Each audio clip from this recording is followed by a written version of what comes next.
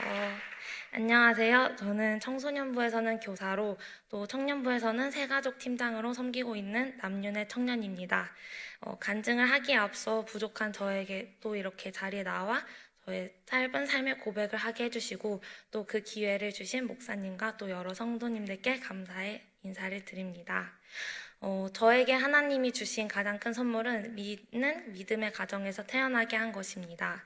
예배를 드려야 하는 이유를 알기도 전에 예배를 드리는 것이 습관이 되었고 또 그렇게 일상 속에서 찬양과 기도를 하는 삶을 살게 되었습니다. 그러던 중 초등학교 4학년 말미에 하나님은 저희 가족을 하와이 YM으로 또 부르셨습니다. 저는 그곳에서 주님을 인격적으로 또 체험하였고 신앙을 다지게 되었습니다. 당시 소극적으로 예배를 드리던 저에겐 그 친구들이 뛰면서 울부짖으며 하나님을 찾는 모습이 되게 문화 충격으로 다가왔습니다. 하지만 시간이 흐르며 저도 같이 눈물을 흘리고 이렇게 주님께 제 삶을 또 고백하는 그런 순간을 느끼게 되면서 또 하나님으로부터 또 큰 비전을 받고 그 큰 비전을 꿈꾸며 살아오게 되었습니다. 한국에 돌아온 뒤엔 그 마음이 더욱 커져갔습니다. 학교에서 4명밖에 뽑지 않는 그런 희박한 확률 속에서도 하나님께서는 감사하게도 기독교 학교로 고등학교를 진학하게 하셨고 동시에 많은 믿음의 친구들을 또 선물해 주셨습니다. 고등학교 2학년 때는 노래선교단이라는 그런 반에 들어가서 전국을 또 순회하며 하나님을 전하는 일을 하였고 고등학교 3학년이 되어서는 친구들을 모아 주 1회 예배를 드리며 그 모임을 지금까지 최대한 이끌려고 노력을 하게 되었습니다.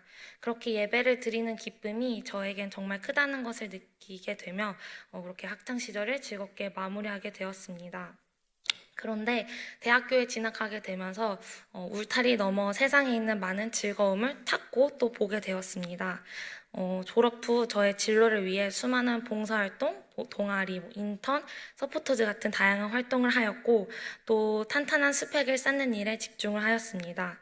일주일이라는 시간이 너무 짧게 느껴질 정도로 시간이 부족하여 주 3회 다양한 활동을 하였고 또 다양한 부류의 사람들을 만나게 되면서 저의 집은 거의 하숙집이 되어갔습니다.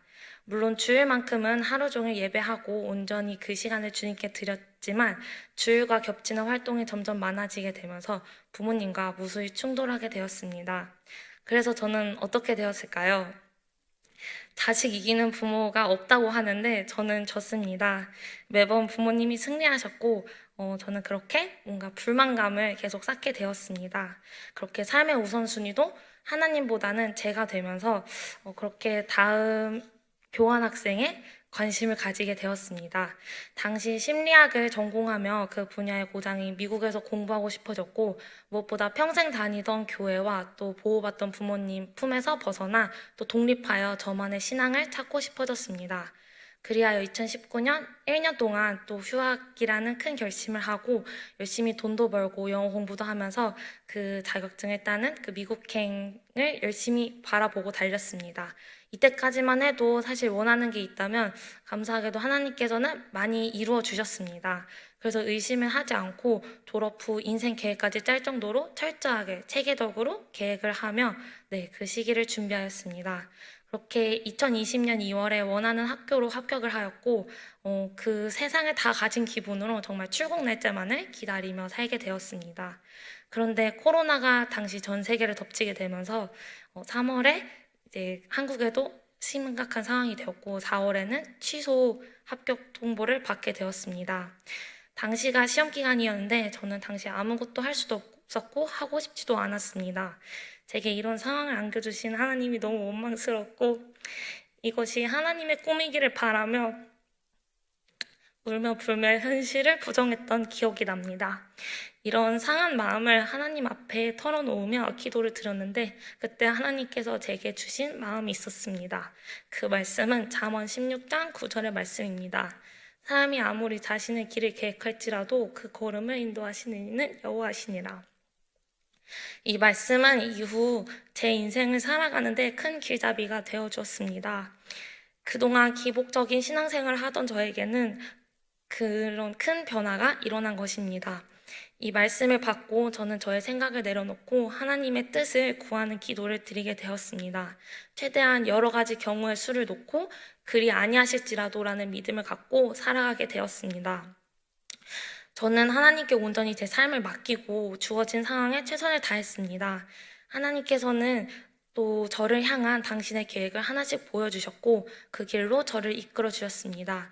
그렇게 저는 초등학교 때 받은 큰 비전을 다시 한번 꿈꾸게 되었고 그렇게 열심히 살아간 결과 조기 졸업을 하면서 영어 강사라는 직업을 갖게 되었습니다. 그리고 이를 기반으로 22년도에 미랄복지재단에서 국제개발 협력 분야에 또 일을 하게 하셔서 필리핀이라는 가난한 사람들을 섬기며 일할 기회를 얻게 되었습니다. 하나님은 그곳에서 어린아이와 장애인들을 보게 하셨습니다. 당시 존중받지 못하고 가장 멸시받는 그런 취약계층이 있는 사람들의 그런 필리핀의 현실을 보여주셨습니다. 2022년 9월에 필리핀에 들어가자마자 그런 아이들을 보호할 수 있는 500명 결혼 아동을 섬기는 그런 일을 하였고, 연말엔 제가 준비한 제안서가 받아들여져서 한국 정부로부터 이제 장애인 직업재활복지센터를 운영할 수 있도록 그 자금을 또한 마련해 주셨습니다. 20억짜리의 사업을 하게 되면서 많이 두려웠지만 그만큼 더욱 열정을 갖고 임하게 되었습니다. 수개월 동안 정부 관계자와 관계부처 사람들을 만나며 설득하였고 허가를 받으며 장애인을 가르칠 수 있는 바리스타 마사지 네일아트 강사들을 찾아다니며 또 그 프로그램에 참여할 수 있는 장애인분들을 직접 나서서 찾아다녔습니다. 그렇게 준비한 결과 체력적으로 정신적으로 지칠 때가 정말 많았지만 하나님은 저의 가슴을 뛰게 하셨고 이들을 사랑하는 마음을 더욱 크게 하셔서 버틸 수 있는 힘을 주셨습니다.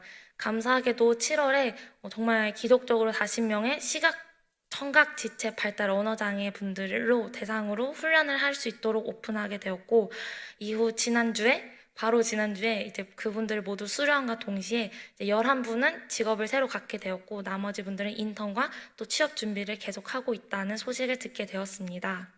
지금은 한국에 돌아와 직장과 교회에서 다시 정착을 하였고 특히 필리핀에서 나눈 사랑을 기억하며 2024년에 하나님께서 더 크게 주실 큰 꿈과 비전을 기대하는 마음으로 또 하나의 스텝을 준비하고 있습니다.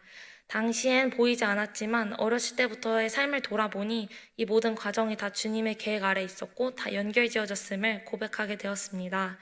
풍족한 미국에서의 저만의 삶을 또 꿈꾸었던 그런 저에게 부족하지만 제 도움이 필요로 될 수 있는 부분에서 최선을 다하게 하셨고 하나님의 사랑을 전하는데 저를 사용하시며 더 큰 꿈을 비전을 품게 하시려는 주님의 큰 계획을 느끼게 되었습니다. 이렇게 제가 경험한 하나님은 당장 내일이 아닌 몇 년, 몇십 년 뒤에도 앞서 내다보시며 예비하시는 하나님이십니다. 저를 향한 가장 좋은 것을 예비하시고 인도하시는 선하신 하나님이십니다. 아무리 계획을 잘 세워도 그 길을 원하시는지 여쭤보지 않고 주님의 마음에 합하지 않는다면 하나님께서는 그 걸음을 막으심을 알게 되었습니다. 그 하나님을 여러분도 만나고 그런 하나님의 또 은혜를 더 많이 누리며 또 살아가는 여러분이 되셨으면 좋겠습니다. 하나님은 어제도 오늘도 내일도 우리와 함께 동행하시며 우리를 지켜주십니다.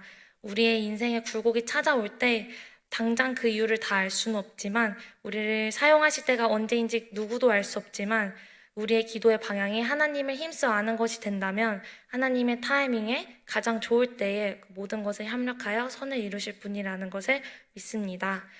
그동안 배우고 경험한 것들이 한시적이지만 그런 마음의 열정이 영원토록 불타올라서 사라지지 않는 기도의 끈을 붙잡으며 주님을 믿고 여러분도 2024년의 새해를 향해 나아가는 또 저와 광성교회 성도님들이 되시기를 간절히 축복하고 소망합니다. 들어주셔서 감사합니다.